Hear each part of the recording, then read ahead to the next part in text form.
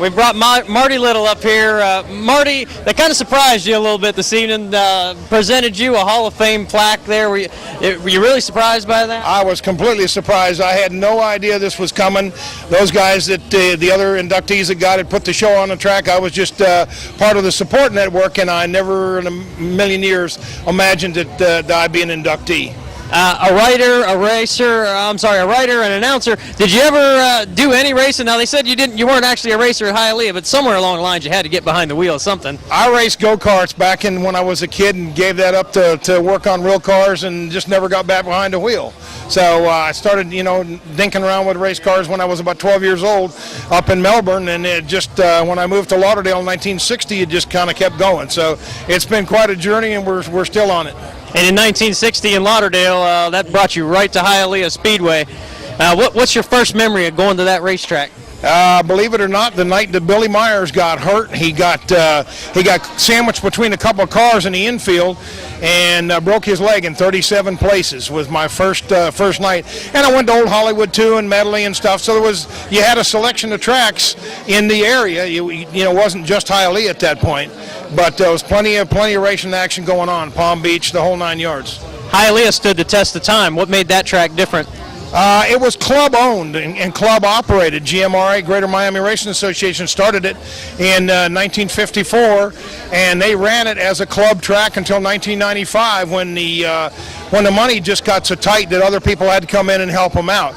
But the club never did own the property, and finally what helped its demise was the fact that property taxes were about $100,000 a year, and they had a landlord that, thank God, was very racer oriented, and he passed away, but he had a trust that the track was operated under, and the rent never changed through all those years. Had the rent ever changed from 1954, it would have been over.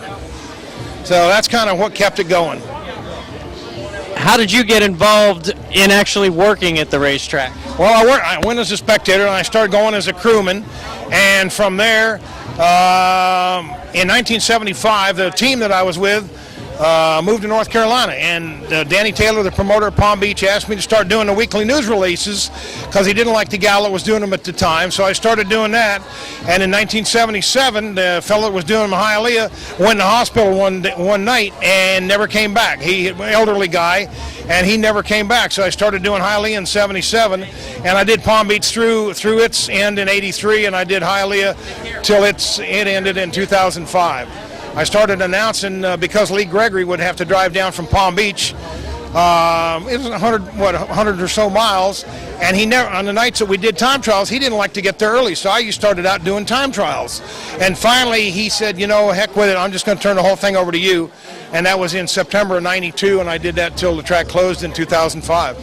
Now, I've done some announcing in my past here and everything, and it's nearly as exciting to call a race when you've got a good race out there going on as it is to actually be out there driving one, isn't it? Well, yeah, it is. I think the harder part's in that when you've got a good race, it's easy to call. The tougher part is when you don't have a good race and you're trying to make it sound exciting for the fans. That's a little bit more of a challenge, as you know.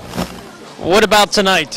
Not much of a challenge entertaining this crowd. What a great group of people all come together. It was absolutely outstanding. I don't think Ronnie Basello, that put this whole thing together, expected anywhere near this big a crowd.